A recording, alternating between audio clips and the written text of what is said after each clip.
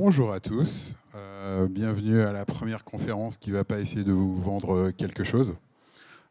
J'espère que ça sera en tout cas un minimum intéressant. On n'a que 20 minutes, donc bon, je pourrais parler du sujet pendant longtemps, donc je vais essayer d'être assez concis. On va voir si on a quelques minutes à la fin pour prendre des questions. Juste pour dire au nom de qui je viens, c'est Neonedia, en fait, sont une association en fait, qui essaie de promouvoir l'usage éthique et raisonné de l'intelligence artificielle à Nantes. Donc c'est à ce titre-là que voilà, on fait des conférences sur différents types de sujets. Et puis pas mal, voilà, on a un petit peu parlé du monde du travail ce matin, mais là on va parler d'un sujet qui me tient particulièrement à cœur, qui est la musique. Ça fait environ 25 ans que je fais de la musique, voilà. Parfois, quelques périodes de ma vie à titre professionnel. Et puis après, je me suis rendu compte qu'il fallait que je paye mes factures. Donc, j'ai fait deux types de travail. Je dirais que mon premier instrument, en dehors de la guitare, c'était l'ordinateur. Donc, j'ai beaucoup utilisé Ableton Live, pour les gens qui connaissent, qui est un outil de transformation des données musicales pour faire de la musique.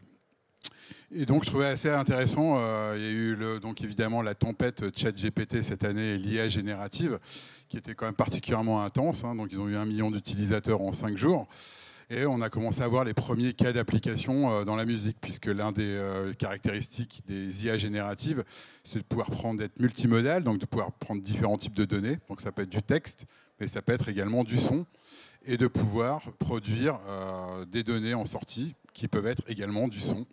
D'où les premières, alors quand je dis les premières, il y avait déjà quelques applications à base d'IA dans le passé, mais qui étaient souvent un petit peu plus artisanales et un peu plus étroites.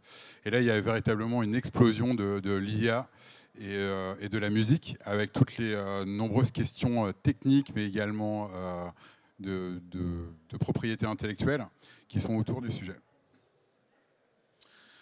Donc je vais parler d'abord des cas d'utilisation. L'un des cas d'utilisation, le premier et le plus connu, c'est ce qu'on appelle vraiment être un moteur de recommandation. C'est d'ailleurs l'une des premières raisons pour lesquelles beaucoup de gens vont sur tel ou tel moteur, cloud, que ce soit Spotify, Apple Music ou SoundCloud ou autre. C'est d'avoir le meilleur moteur de recommandation possible. Et c'est vraiment voilà, l'un des premiers use cases qui a été vraiment bien creusé et qui a arrivé à une bonne maturité. Le deuxième, c'est l'aide à la production. Ça, c'est quelque chose aussi qui date de quelques années et qui s'est accéléré, c'est d'avoir des outils de plus en plus intelligents.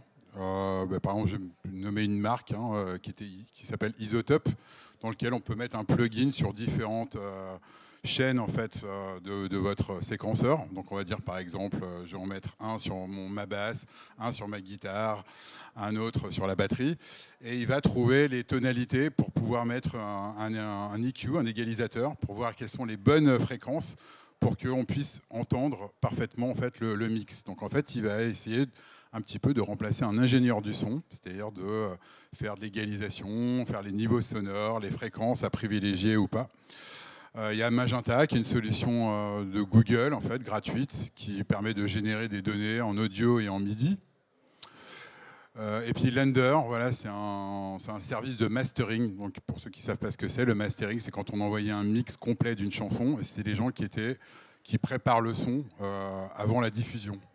Donc souvent, ce qu'ils font, c'est qu'ils mettent le son très très très très fort pour qu'on soit sûr de bien vous entendre. Mais il y a également voilà, tout un tas de process. Donc les use cases au niveau de la production sont en pleine croissance. Et puis ce qui est relativement quand même nouveau, c'est la génération. Donc ce que j'appelle la génération, c'est la génération totale de musique. Donc j'ai mis Meta en haut à droite, ça vient tout juste de sortir, je crois que ça s'appelle Soundcraft. Et donc c'est vraiment, ils utilisent un moteur, donc un LLM, un Large Language Model, donc une IA générative type GPT, qui permet en fait de générer une musique directement, juste avec un prompt écrit. Donc par exemple, je veux une musique orientale avec un fort rythme assez rapide, avec quelques violons, etc. Et boum, il vous génère donc une musique qui est déjà entièrement mixée, entièrement produite, etc. Et puis Murphy AI, Sandro, qui sont d'autres solutions qui vont aussi, pareil, générer des morceaux entiers, donc à partir d'un prompt. Donc c'est-à-dire qu'on tape un texte et on obtient une musique. Donc c'est un petit peu voilà, l'équivalent des IA génératives qui produisent des images à partir d'un prompt, sauf que maintenant c'est dédié à la musique.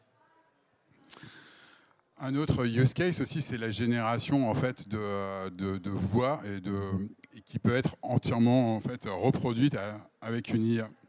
Donc l'un des premiers morceaux qui avait vraiment fait un gros buzz, c'était celui de Nirvana. Je crois que c'était quelque chose In the Sun. Je ne me souviens plus exactement du nom. On pourrait le retrouver facilement sur Internet. Et donc quelqu'un avait pris, en fait, il suffit maintenant d'avoir quelques heures en fait d'enregistrement de votre voix. Il y a d'ailleurs des applications sur le web que vous pouvez trouver. Vous pouvez donc mettre un enregistrement de votre voix, le mettre sur la plateforme. Et donc, à partir de ça, l'IA aura trouvé les caractéristiques tonales et de formant de votre voix. Et donc, à partir de ça, vous pouvez taper des textes et l'IA va répéter donc, ce texte avec votre propre voix. Il y a des cas d'utilisation plus industriels, par exemple dans le domaine de la traduction simultanée. Donc, il va y avoir de plus en plus d'applications. Il y en a déjà un autre moteur de... Je crois que c'est Microsoft, non, c'est Google, je crois, qui a sorti ça de traduction simultanée. Et donc, vous pourrez parler nativement chinois ou japonais ou Tadjikistan. Voilà, il y a de plus en plus de choses comme ça. Alors, évidemment, il peut y avoir toutes sortes de dérapages. Donc, il y a déjà eu des tests où des gens pourraient, par exemple, appeler votre banque, votre conseiller bancaire, avec votre propre voix, en disant que vous avez un gros problème et ce serait bien de faire un virement au Nigeria, par exemple. Mais en tout cas, voilà, l'exemple de Nirvana était assez intéressant parce qu'en fait, ils se sont amusés à reproduire non seulement la voix, mais également la musique autour. Il y a maintenant les exemples commencent à se multiplier, qu'il y a Oasis, U2, etc. Il y a de plus en plus de choses qui se font. D'où l'une grande question voilà, qui a abouti d'ailleurs à la grève des acteurs de Hollywood, dont vous avez sans doute entendu parler. Puisqu'en fait, maintenant, l'IA est capable tellement bien d'imiter votre voix que finalement, quelque part, votre voix ne vous appartient plus. Donc, c'est voilà, un gros problème éthique, un gros problème légal qui n'est absolument pas réglé pour le moment et dans lequel il y a de plus en plus de discussions. Mais je reviendrai sur la propriété intellectuelle après. Je crois que j'ai essayé de parler plus fort que les gens à côté, mais comme j'ai une grosse voix, normalement, ça devrait pouvoir se faire. Alors pourquoi est-ce que l'IA générative ne s'est pas développée aussi rapidement que par exemple l'image avec Midjourney, il y a DALL-E, il y a énormément de solutions de text to image.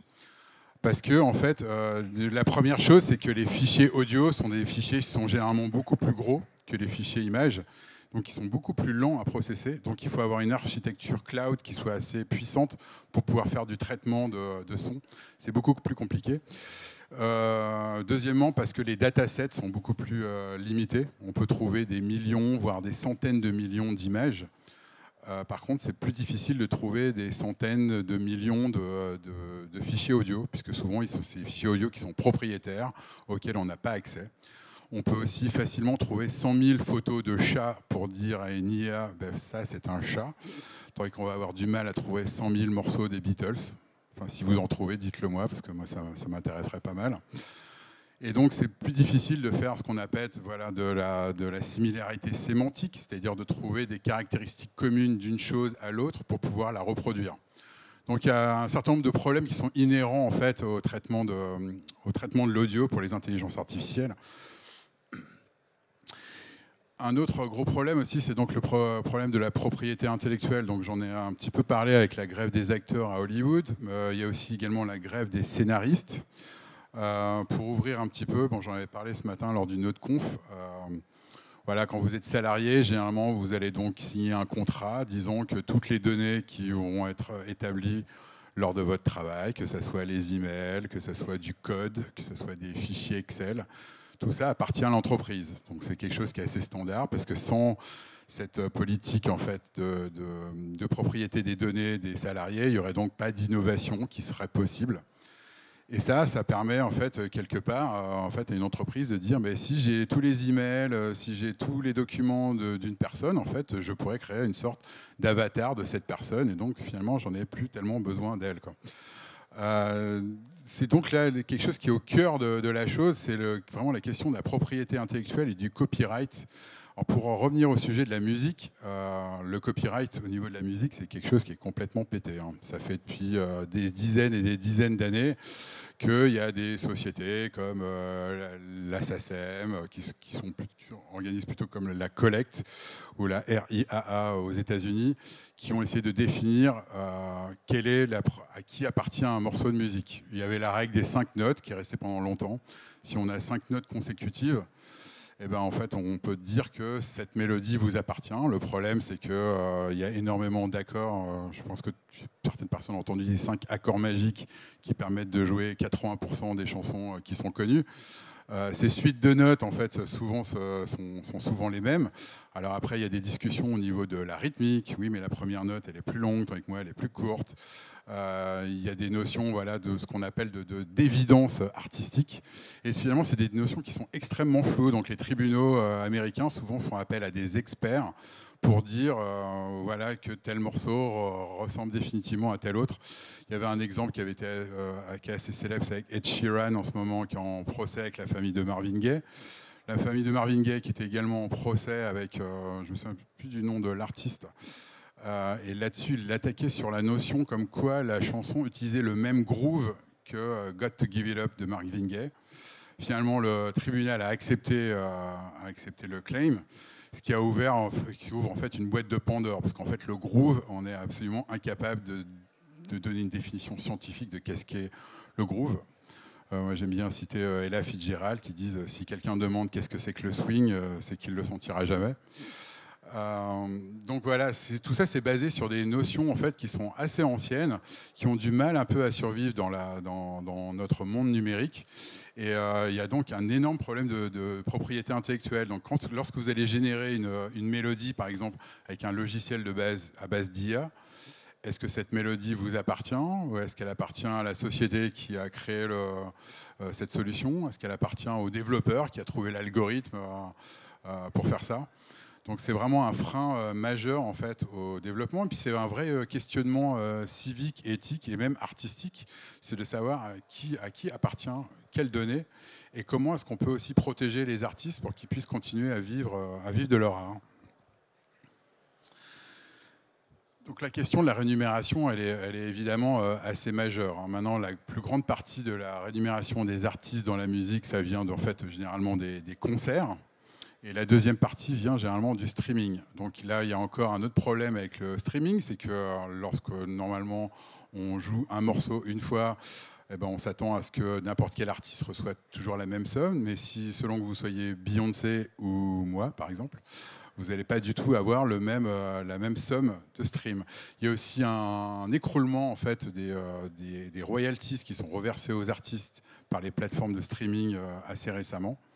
En fait, ce qui se passe, c'est que les labels, les majors, donc par exemple Sony Music, a fait un gros deal pour 91 millions de dollars il n'y a pas très longtemps avec Spotify.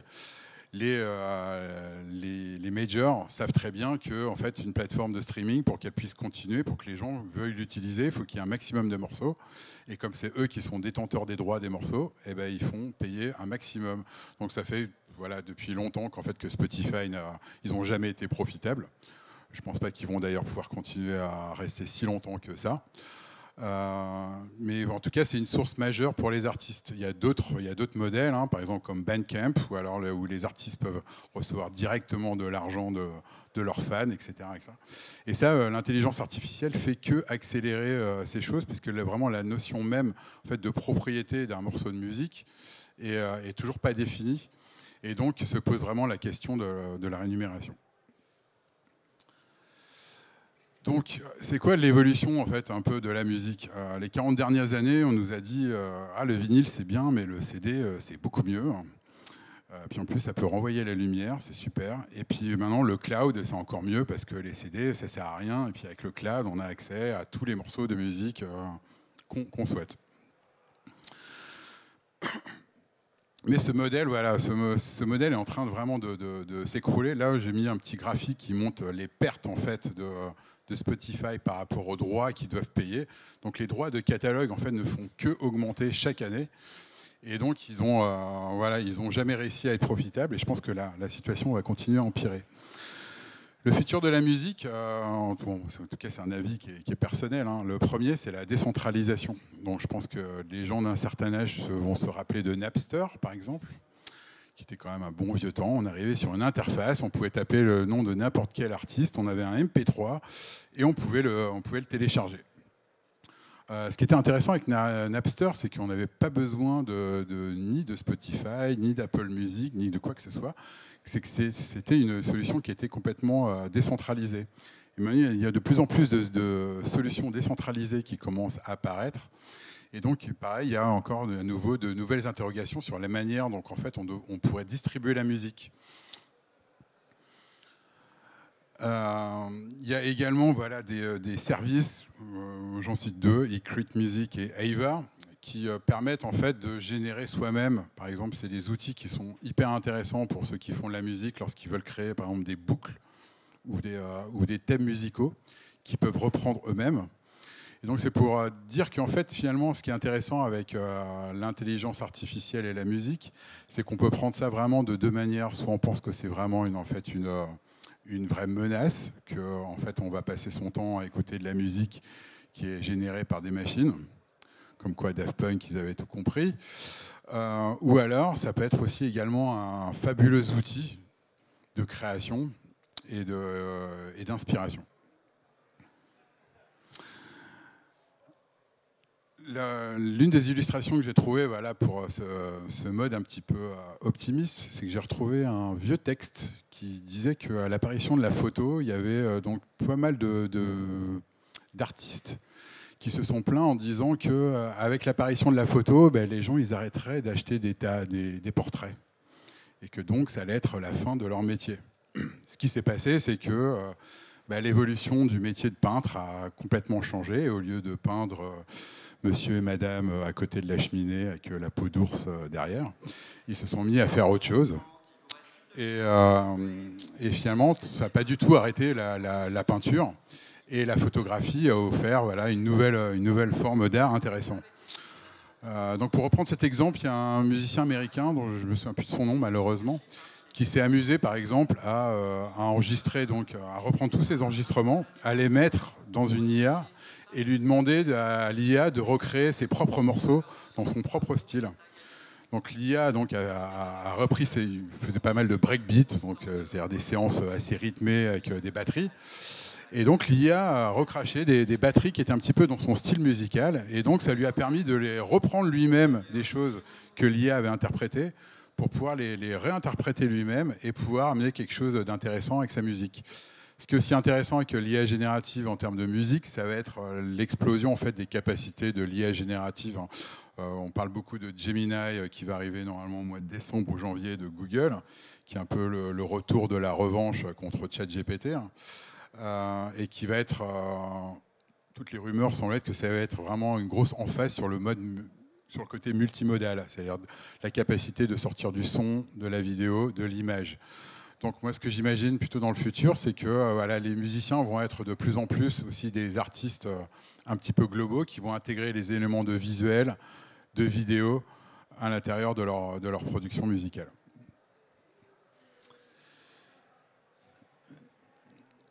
Et puis le dernier aspect, c'est que l'IA, ça ne vous empêche pas d'avoir la chose qui est la plus agréable au monde quand on fait de la musique, c'est justement de prendre un instrument et de faire de la musique.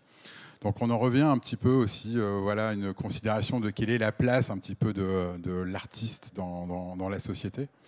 Est-ce que les artistes en fait, vont être privés de leurs droits par les intelligences artificielles, ou est-ce que ça va augmenter leur créativité, qu'il va y avoir un certain nombre d'artistes en fait, qui vont être mis un petit peu de côté parce qu'ils ne sauront pas utiliser leurs outils. Mais il y a toujours voilà, la possibilité pour un artiste de faire ce qu'on appelle un concert, qui est aussi une source majeure de revenus. Et de plus en plus, je pense qu'en fait, la musique, ça aussi c'est ma version optimiste, les gens vont rechercher aussi voilà, le contact de plus en plus, d'être avec des humains, en train d'écouter d'autres humains et d'avoir des expériences qui soient aussi autant sociales que musicales autour de cet art, quoi. Voilà. Donc, C'est vraiment quelque chose auquel on peut... ce débat en fait, de l'intelligence artificielle et de la musique, on le retrouve voilà, à tous les niveaux. On le retrouve aussi au sein de développeurs qui ont peur de perdre leur travail, au sein de journalistes. J'ai entendu parler voilà, d'une société où il y a des journalistes, il y en a la moitié qui sont fait virer pour mettre une IA générative, etc. Tout. Je pense qu'à un plus haut niveau, l'art a été toujours quelque chose qui était un peu au centre de nos sociétés. Je pense que l'art, c'est une partie fondamentale de qu'est-ce que c'est être un être humain. Et c'est pour ça que trouver la place de l'art dans ce nouveau monde qui est en train d'arriver, je pense que c'est quelque chose qui est absolument fondamental et dans lequel il va falloir légiférer. Et pour pouvoir légiférer efficacement, je pense que la question de la propriété intellectuelle et de la centralisation des données est absolument essentielle. Je pense que tant que les données seront centralisées par les mêmes acteurs, tant qu'il y aura des définitions qui sont hyper strictes de la propriété intellectuelle, l'art ne pourra pas vraiment évoluer dans la bonne direction. Je pense qu'une des propositions que j'ai entendues, que je trouvais assez intéressante, c'était simplement d'enlever la propriété intellectuelle et de simplement rémunérer les artistes à l'usage. C'est-à-dire qu'à chaque fois qu'en fait, je pourrais très bien reprendre une chanson des Beatles et puis la jouer, et puis si vous l'aimez, vous l'achetez. Et donc j'aurais payé juste, voilà, vous aurez juste accès en fait à ma composition. J'aurais rien du tout à payer à John Lennon et à Paul McCartney, mais bon, vu ma voix et vu la leur, normalement, je pense qu'ils devraient faire plus de bénéfices que moi. Mais ça permet voilà, d'intégrer facilement plein de sources artistiques et plein d'influences et de pouvoir évoluer sans avoir ce carcan en fait, de propriété intellectuelle qui est complètement dépassé, dans lequel on arrive à des situations assez ubuesques. Voilà, j'espère que ça vous aura plu. J'avais pas beaucoup de temps, donc j'ai dû sauter certaines parties. Je ne sais pas si vous avez des questions. Je ne sais pas s'il y a beaucoup de temps d'ailleurs pour les questions. Oui, un petit peu de temps, 3-4 minutes. Je sais pas si on veut donner un micro. Merci. En termes de conservation, pour tout ce qui est art, par exemple les nouvelles vidéos sur YouTube, tout ça, il y a un gros problème parce que YouTube élimine beaucoup trop de vidéos par bloc sans regarder dans la nuance. Et donc en fait, en termes de conservation, est-ce qu'il y a des personnes qui ont pensé à des solutions pour les artistes qui sortent maintenant ? Non, il n'y a absolument pas de notion de conservation. Je crois qu'il y a eu quelques articles qui ont été faits récemment sur les skyblogs qui avaient disparu, voilà, pour ceux qui se rappellent de ce que c'était les skyblogs, les premiers blogs en France. Mais il n'y a absolument pas du tout cette notion de conservation. De toute façon, la conservation dans le numérique, c'est un problème qui est un peu étendu à tous les domaines. Mais non, il n'y a pas de solution pérenne pour l'instant. Je crois qu'il y avait une question au fond.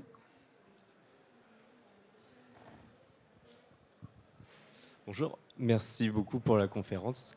J'avais une question qui concernait plutôt la génération en MIDI.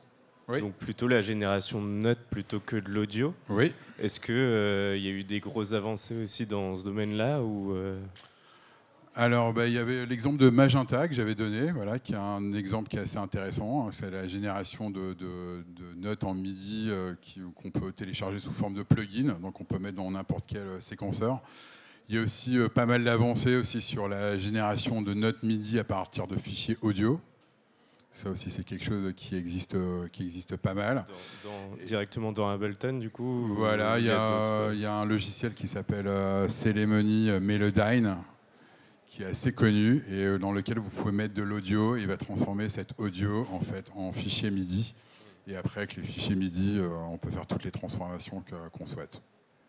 Il y a aussi également pas mal d'outils aussi qui sont intéressants. C'est les outils qu'on appelle de séparation de stems, c'est-à-dire dans lesquels on va mettre une musique et il va réussir à isoler d'une manière de plus en plus précise, d'entendre soit que la batterie, que la guitare, que la basse, etc.